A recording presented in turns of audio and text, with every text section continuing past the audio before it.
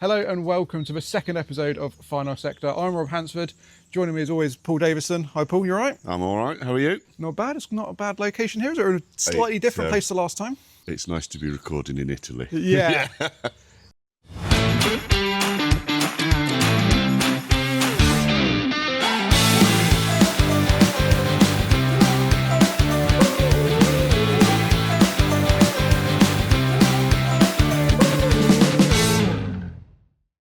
At the moment, we're in, almost a bit of sort of a Italian valley, aren't we? Down middle of Italy. We're here for the World Endurance Championship, aren't we? Yeah, at Imola. 6 hours of Imola. So yeah, at the time of recording, we're just on race day. Race is yet to take place. It's been a good weekend so far, isn't it? It's been interesting. I mean, obviously, I think the standout was qualifying. I think that probably turned a few heads with the result there. Great to see Toyota, coming back up and finishing second, but given probably 2 corners of the Ferrari, they were actually in pole position. So when I was trackside, you don't really get a sense of, you hear the crowd cheering, and with it being Imola, if a crowd cheers, Ferrari have done something good. So I heard the first cheer, then there was a lull, then there was the third cheer, which was obviously Antonio Giovinazzi crossing the line with that incredibly small margin, to then put that Toyota back into second. The BOP, everyone nobody knows now because obviously it's being kept confidential. And you won't get a driver to tell you anything either. Yeah, exactly. And coming in, people kind of assumed Ferrari might have the benefit. Obviously we've done quite a few driver interviews, haven't we, over the course of the week. Yeah. Ferrari were very adamant that they're not the favourites. No. And we kind of thought that was, them just blagging it a little bit, trying to put themselves and release the pressure. But obviously FP2, Alpine went fastest. They did. Toyota were second fastest in FP2. And then when it came to qualifying, it looked like, as you say, it was going to be a Toyota pole right until the death. So it's not going to be all Ferrari's way, is it? No, and I think probably Toyota are the ones that are genuinely showing their hand at the minute. Maybe Ferrari, you never know how much fuel they've got in the car, what they're actually doing with those practice sessions. But we all know we come to Imola, Ferrari are going to be favourites. Yeah, I mean, obviously we can chat about what the racing's like and so forth. A lot of obviously the viewers will be watching it on TV potentially and so forth. But what's it like? Because obviously you're in a unique position, being very close to the track where the cars are. Yeah. I mean, what's it been like for you in terms of seeing the cars coming around on track? It's a funny one. I mean, I see a racetrack through a viewfinder probably that big on the back of a camera, but you can pick up. I mean, we've spotted that Ferrari seems to have a slightly looser end. I think Toyota seem to love a bit of curb action.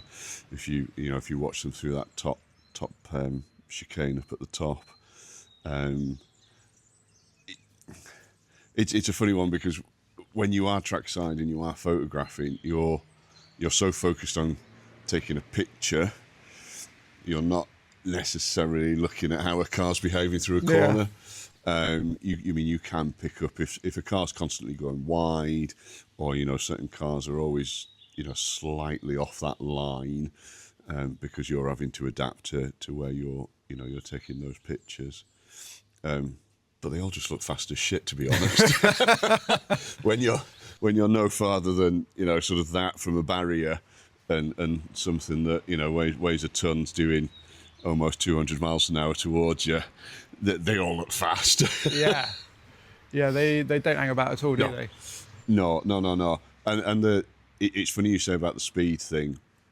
The one that always gets me when we're trackside is the size of these cars. Yeah. Because if you see a hypercar behind you're lucky if you can see a hypercar behind a GT car. Yeah, because and vice versa. If you see a hypercar in front of a GT car, which I don't think you can't really see on the TV, but it's really evident trackside. The GTs are so much bigger, so much more presence on the track, but obviously that little bit slower and that traffic management. So it's funny because you say about the curbs, because I was fortunate to obviously have a hot lap yesterday with Victor. You were lucky to have a hot lap, weren't you? Yes. With Victor Martin, so Alpine hypercar driver, and we went in the Alpine A110. So from a top speed perspective, obviously nothing like racing car. No. But he was giving it full beans, full send into the corners. But the amount of curb he was always looking to take, it kind of, that's what they're trying to do when they're in a racing, but the amount that they was, really sort of able to cope with, even in just sort of essentially just a road going sports car, it was it was eye opening. I mean, it's margins, isn't it? I mean, if you're able to gain, I don't know, 1/100th of a second because you've got that better line and your car's able to take that curb better, then you're going to take that advantage, aren't you? Yeah. I mean, it always used to be drivers would be told, for the love of God, stay off the bloody curbs. We need the car to last. But I think now that we've got cars that will last, I mean, we'll see them at Le Mans, it's not a race of attrition anymore. It's almost like having mini sprint races every time those drivers get in for their stints. So, yeah, find those hundredths and bash the hell out of a curb. And the other thing as well, which sometimes is hard to appreciate on TV, but just how, it was the other thing that sort of was eye-opening yesterday, just how steep some of the hills are, especially around sort of the back half of the track. You're coming up towards the chicane, it's a hill. It's steeper than it looks. Yeah, I mean, Aqua Minerale, I mean, there's obviously, there's the house in the background, as hopefully you'll see on the TV, house in the background, and they crest over, and they really do dip. And again, it's you imagine you're in a road car, and you almost imagine it's like Eau Rouge, this little bit of road or whatever, and you do that, you come down and you dip and you back up the other side. But they're leaving it so late on the brakes. Yeah. So late on the brakes, onto the curb, brakes hard in, and then they are belting it back out off onto the what eventually comes down to the last corner. But it's just amazing to see. And again, every time you see on the TVs make tracks look a lot flatter than they are. Yeah. And if you ever get to do a track walk at Spa, especially when you're in Raidillon, sorry, you're coming up to Raidillon from Eau Rouge, it is properly, that's like properly a hike steep, up, isn't it? properly steep. Yeah. But the same with Imola, and I think if drivers are able to use that battery power and that boost in the right way, then they're able to, control and manage those undulations a lot better. It's going to be really sort of interesting to see how it all plays out. As I say, race starts later today, so we'll have a clearer picture of the true competitive order as the afternoon sort of shapes out. But that's not the only racing today. Obviously, IMSA was, actually last night, IMSA race with obviously over at the in Long Beach, and also Nürburgring. We should probably have a quick mention. I mean, obviously, that's the tragedy that's happened there. I mean, it's ever so sad, and I think everybody understands the risks, but when something like that happens, the reality of it being what it is, obviously sympathies for the family and all the rest of it. It really does bring it to home, sadly. Yeah. So Juha Mittinen was obviously the driver that unfortunately, sadly, lost his life at the Nürburgring yesterday. As we say, condolences go out to friends and family, and the other drivers involved. Obviously, in that accident, there was obviously several cars involved. There was 7 cars, wasn't it? Which is, it's sometimes it's easy to get blasé, isn't it? We see these cars going around at hundreds of miles an hour, and we go, thankfully there are very few deaths in motorsport these days. But clearly, it doesn't mean that you can't lose your life doing something you love, and it kind of brings that back to home. So as I say, condolences, and obviously lessons hopefully to be learned and from the Nürburgring in terms obviously with barrier structures and stuff like that. As I say, I'm sure there'll be lots they can take away to obviously try and do everything they can to prevent that happening again. Coming back to the World Endurance Championship though, earlier this week we actually sat down with LMGT3 driver, didn't we? Charlie Eastwood. Mr. Charlie Eastwood, yes. It was a great insight into what it's been like back in the World Endurance Championship with Corvette this time. Yeah, with Racing Team Turkey. Yeah, and Yep. TF Sport. So, here's our chat with him. Charlie, welcome to the Final Sector podcast. Thanks for joining us. It's and obviously here at Imola, first race of the season for you. Yeah, first season slightly later than I think we all expected. Qatar would have been, we actually went testing there not long before, so it would have been good to roll out there, but Imola is always a class track to start a season or go to in any season, so good to be here. So how was the logistics then with Qatar? And obviously you say you started testing there and then, now here. So how did that work out from you? Yeah, the team had all of their stuff there and they were keeping it there till the race. I think it was a bit of a disaster, but somebody said there was like 120 container convoy that went from Qatar because they had to drive it all to Saudi, I think. And then fly it back, yeah. I had the great task of actually sorting our race suits, which basically we were hemming and hawing of like, should we just send them to the UK? And we were like, no, we're there testing. We'll send them to Qatar. Okay. We can try them on 3-4 weeks in advance. We left on the Sunday. They didn't show up until the Monday. And then the war happened on the Saturday. Oh, God. So then we literally got them back again. The first time I seen them was 2 days ago and they didn't really fit. So, but we're sort of loved with them now. A couple of wrong logos. Just the logistics of a 25 kilo single cardboard box was all I had to do, and it was still an absolute pain. So trying to move a whole championship, I'd say, wasn't too straightforward. Yeah, and I suppose that's a really interesting aspect in the sense of a lot of people might just assume, there's someone in the team that will just sort absolutely everything out for everybody. Yeah. Team management, drivers don't need to worry about a thing. But obviously it's not quite the case from your perspective, still getting involved to an extent. No, again, normally it's not. We moved to Puma for this year and I had the contacts myself. So I think it was just through Racing Team Turkey. It was like, okay, I'll deal with that, which is normally a pretty straightforward scenario. But even things like race helmets, they're in Bahrain. Yeah. I think a lot of them just arrived. I got mine for the first time yesterday. And it's normally like a 2-3 day service and it took 15 days of travel time of same thing. So, but I think everyone's here and I guess we're pretty happy not to be in the Middle East at the minute, to be honest. All right, we'll come on to obviously this season in a minute, but for obviously some people that might not be sort of fully au fait with sort of your career and how you've ended up where you are. I mean, talk us for a little bit about how your sort of career's panned out, because it's been, in some respects, quite varied, but also obviously quite loyal, especially like TF Racing and obviously Team Turkey. So talk us a little bit about your career. Yeah, so how far to go back? I mean, like everyone did go-karting right up. And to be honest, didn't really have much intention of ever racing cars. And then the last couple of years, I was doing the Rotax series and ended up winning the World Finals, the European Championship and Florida Winter Tour, all within an 18-month stretch. And then that sort of perked a couple of ears and we ended up deciding to try and go for the single-seater route.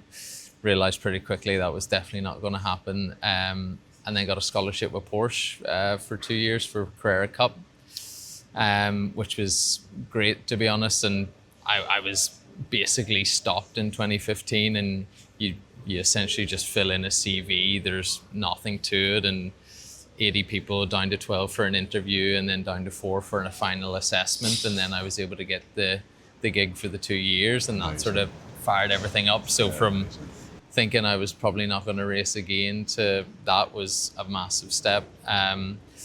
And then literally went from Carrera Cup and straight into WEC. I was still a silver after winning it, which normally you should become a gold straight away. And for whatever reason, I stayed a silver, which honestly, again, timing of everything, that couldn't have been better. And my first ever endurance race was with TF Sport and Charlie Eastwood, and I've basically done every race with them since. Amazing. Within reason. Amazing. I was there for about a year or so, and then I got a factory contract with Aston Martin for 4 years, which again was a great time. Won Le Mans in 2020 with those guys. Got through the era of GT, which was unbelievable cars to drive, especially at this level. And then did a bit of P2 in between with the ELMS. We won the ELMS as well, again with Sally and TF and Racing Team Turkey. And a couple of years ago moved to GM and Corvette, which has been great ever since, to be honest. A very different dynamic, I would say, to Aston. But you know, the car's great and the people are really nice to work with. So hopefully that's a long journey. And yeah, in between it, a bit of F1 sim. So maybe a slightly different story, but basically I started like a simulator company in 2019. Again, timing is nearly everything, and started 2020, COVID hit. Yeah. And I ended up getting a deal to supply Mercedes F1 and their drivers and things with simulators. And at the end of that year, I asked for an assessment on the sim to James Viles, done that assessment, and then I was doing the sim development for Mercedes until 2024. Okay. So that was another amazing thing to be a part of.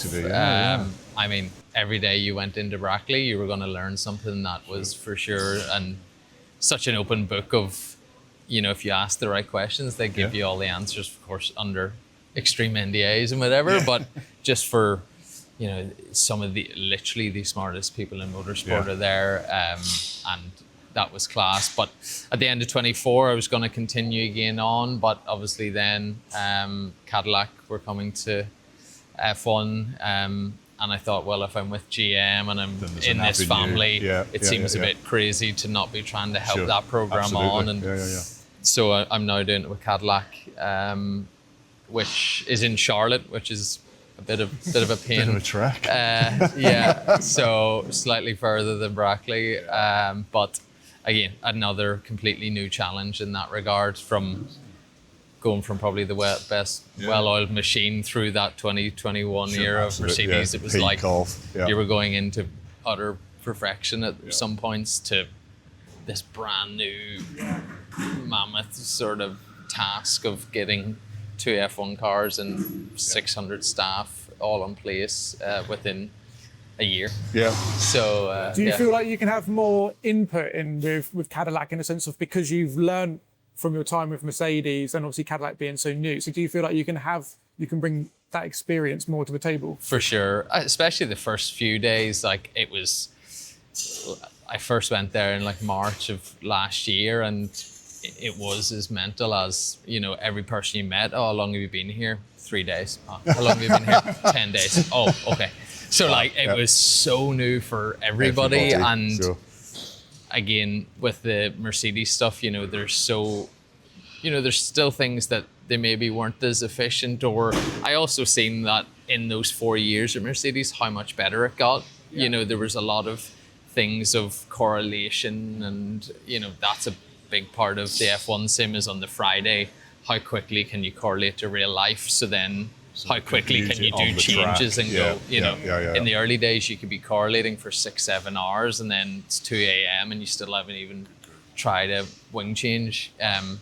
And they became significantly more efficient with that. So it's things like that you don't really know how long those time scales are. You know, it's also hidden within the sport, but I felt like I was able to bring a lot of you know, information to that program pretty quickly, and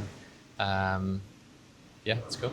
Yeah, and I mean, obviously going to this season, obviously you're with TF Racing with Turkey again, in the Corvette. I mean, how are you finding that car, and how has it kind of been shaping up for this weekend?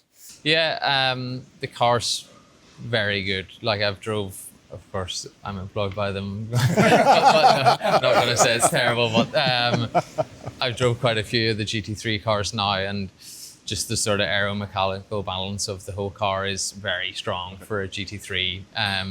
Similar story though, like I arrived in this Z06 or Z06 was the first race was Daytona, and I was there for that first race, and again, it was far from plain sailing, and the strides that both GM and Pratt Miller are making with it. And I think we're now in like a really solid place with it. Obviously, Baku Racing Team Turkey, Sally, who I've raced with for how many years, 7 years, is now silver. Last time he raced here, he was a bronze. And ultimately, he is still an amateur driver. You know, it is his hobby. But he showed a fantastic pace in LMP2 and he got upgraded to a silver. The hard thing in WEC is that there's also a lot of silvers here that maybe should be a gold, in the same way that I won Porsche Carrera Cup and I should have been a gold and I wasn't, you know. So you've got those, when the level is so high, you've got those boundary levels that people are trying to just get the best lineups possible. Yeah. But then on the flip side, we have Peter Dempsey as our bronze, who hasn't raced in... I hear he's quite handy though. Yeah. Fellow Irishman. He hasn't raced in 15 odd years. You've probably seen the YouTube clip of, you know, in Indy Lights, the four-way battle. It's like the closest ever Indy Lights battle, and he's the one that comes around and wins it by whatever it was, 100th or so.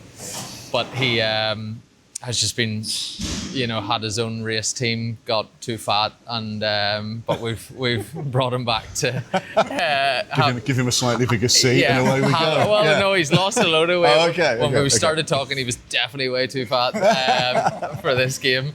But that's a completely different dynamic again, because he's somebody that was at the level of most pros 15, 20 years ago and just completely stopped and never drove a GT. And so how much time has he had in this car then?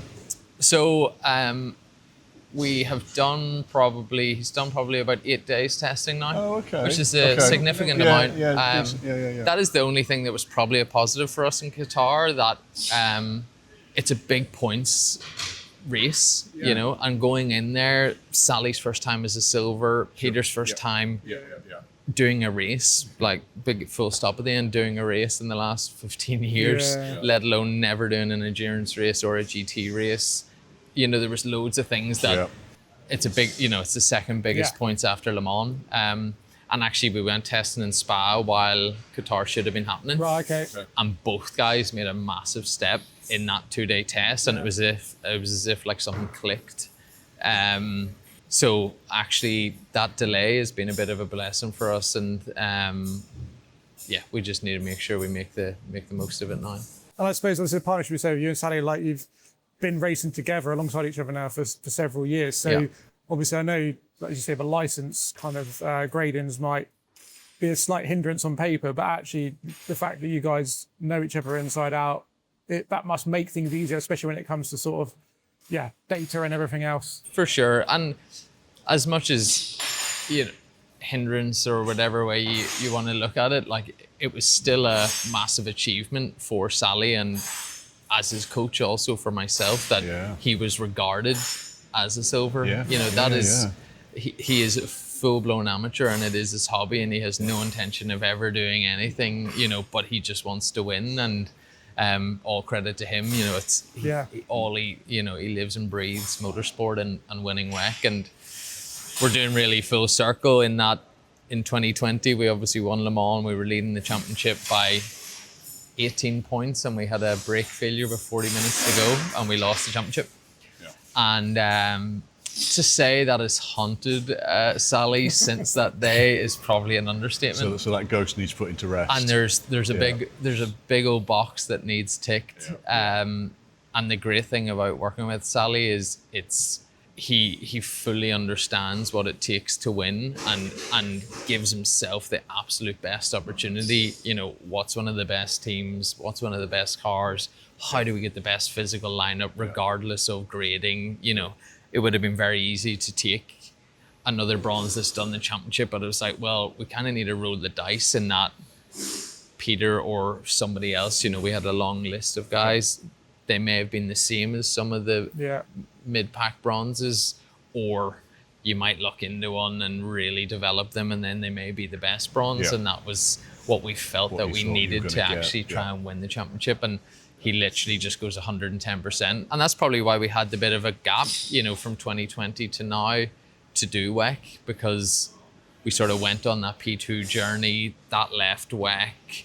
We were sort of in limbo between silver and bronze, had to get back into the rhythm of driving GTs again. And this has been discussed in detail since 2020 Really? of Wow. when we're going to commit to coming back and doing this properly to win. Like, it's not, competing is not really part of his It's not DNA. It's just DNA. Yeah. If anything, he dislikes racing when he's not winning. So that's our, I hear there's even a sim rig in the truck. There is, yeah. Courtesy of my company, which is, we were literally sitting in Qatar and we had a bit of like dead time, and literally somebody wheeled past a simulator going to somewhere else in the paddock, not within motorsport, but obviously just the circuit owned it. And then a bit of a light bulb went with him, and he was like, why do we not? At the time in Qatar, we were actually struggling with sort of racing lines a bit, and positioning. And the tracks just move on at such a pace with temperature and things at some of these tracks. So he was like, why do we not just have a sim that we can then just work out, right, this is where I need to be? And of course, it's never going to correlate 100%. You know, it's still like a home sim, but the big benefit with sims now is all the tracks are laser scanned. So the one thing that is super close is the curbs and the bumps and the positioning. So yeah, we have a sim in the back of the truck, and we'll have another one for all of the flyaway events. As I said, there's no stone unturned with a lot of this stuff. So what's unique for Imola then? What makes this different? It's so good. Like, the track is, again, like Peter had never been here and he's sort of seen it and things, but it's just, we were even saying in the prologue, you just feel like you're constantly flat out. Like, I think it must be the curbs or something. You know, if you take away all the curbs here, the track is pretty straightforward, you know, a couple of chicanes, but the curbs just make you feel like you're like constantly doing something, and it's way more narrow than you probably think. So, so hard for overtaking? It is going to be, and the thing is, the DEG isn't massive. So again, that's something that we need to sort of, where we're going to be very different to some others, in that Sally's going to have a very hard job in hyperpole versus some of the fake silvers. Peter should have a good job versus the bronzes, but then we have to look at who's actually going to start the race. You know, are we going to start Peter? Yeah. Or are we going to start Sally with more experience and try and get him to the front It through was an other the interesting bronzes? start last year. It was. Yes. Yeah. So, we were literally all at dinner last night, and it's kind of hard to work out how it's going to pan out. Like, we feel like we're probably slightly vulnerable at times if a safety car comes at sort of mid-race. Right. But then if it's a full green race, we think we're very strong as a 3, because, you know, there's silver's faster than both of them, but there's no bronzes faster than either of them. So we actually think the longer the race, the better we'll do, you know, because 6 hours of both of those guys at Le Mans versus some of the bronzes, you can make a big delta and hopefully not lose a chunk to the best silvers. So yeah, we were literally running through it, but don't really know how it's going to pan out. And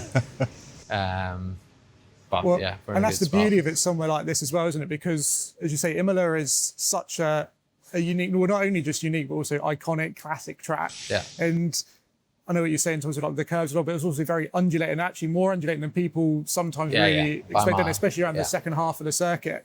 So as a first opening round of a season, it's quite a nice one to go from, isn't it? For sure. And I mean, so before we let you go, I mean, where do you kind of expecting to stack up? I know it's like sort of hard to tell, but where are you kind of hoping to sort of be at the, do you think positional-wise? Yeah. I mean, do you think the win is on the cards potentially? Yeah, I think so. I mean, the pace was really good. Again, just on the sort of passing and the things that you mentioned. The only thing that Imola, on the flip side, yes, in a straight GT race, is very hard to pass, but because it's so narrow and the hypercars are actually quite poor at low speed versus us, there's a lot of time to be gained when they're passing. Right. Oh, okay. So, like, you know, if they pass us at T7, we have to go slower through T7. Yeah. So if the guy in front of you gets past there, you might be able to get a run. So managing the traffic to get forward is how you're going to get forward in this race, which again is going to be an unknown for the likes of a Peter, as is many other things. But we think we're in a really good spot. Our sister car is really strong. Yeah. Katzberg Edgar and Blake McDonald. But we want to go from the off and Laid out a marker early on. exactly. Brilliant. Get some points early on and just push as hard as we can. Like Le Mans is not far away for us now. You know, for sure we need a clean race. Everyone needs to do the race. Yeah. You know, Yeah. especially the other two guys, just to get some that more time. experience. Yeah. But yeah, we think we're strong. Yeah, well, hopefully, fingers crossed for you guys, it all goes to plan. But thanks very much for joining you. us. Yeah, And, no, brilliant. Cheers, Yeah, it's Charlie. been great, and good luck for the weekend. Thank you. Thank you, mate. Thank you. Thank you. So, Paul, that was it was a great chat with Charlie, wasn't it? It was Do very you know, open. it's fascinating to hear it from the horse's mouth. If that, you know what I mean? You know, I mean, Charlie's in the car, he's on the track. You know, he's got a whole wealth of experience of what he's done. And for him to spend the time to explain and to talk through Imola, very, very, very interesting. Very interesting. It's easy sometimes for drivers, isn't it? Sort of big up, they're trying to put on a brave face even when things aren't competitive. But actually, that Corvette was rapid, wasn't it? Yeah. Like, he was. Yeah, they've got a very good car underneath them, I have to say. I mean, in qualifying, they made it to hyperpole. Where, obviously, Peter Dempsey absolutely flew out of the box. He was the class of the field in that first session. Yeah. And then so some might say a dark horse, but if you know his history, he's not that much of a dark horse. Exactly. Yeah. Obviously, the hyperpole had the spin, so they're going to start from 10th. But the car's been looking sort of really strong all weekend. So it's going to be interesting to see where they end up in the race, because obviously we spoke to Charlie Eastwood yesterday, who's adamant, even though they qualified 10th, a win is still on the cards. Yeah, I think they've got that much confidence in the car. Yeah. They really have. And you'd be, you wouldn't bet against it at this rate, would you? No, I mean, Sally stepped up to a silver driver, very capable, and then obviously the talents of the other two drivers as well. And having spoken to Sally, he goes racing to win. Yeah. He's not here to take part. He's here to win. Yeah. That's why he's returned to WEC. Yeah, I mean, he's been away since 2020. And you can tell that desire, and having talking to Charlie about having a sim for practicing when you're not practicing, it's a serious outfit with serious ambition. Yeah, and it's good to see obviously Charlie sort of excelling. It's good to get some insight as a F1 simulator driver as well. Absolutely. So hopefully we can try and check in with him again later in the year. Yep. See how they're getting on. As I say, every podcast is going to be slightly different topics, hopefully with various guests throughout the year. So please, do make sure you come back and check out the podcast and future episodes. And we'll see you then.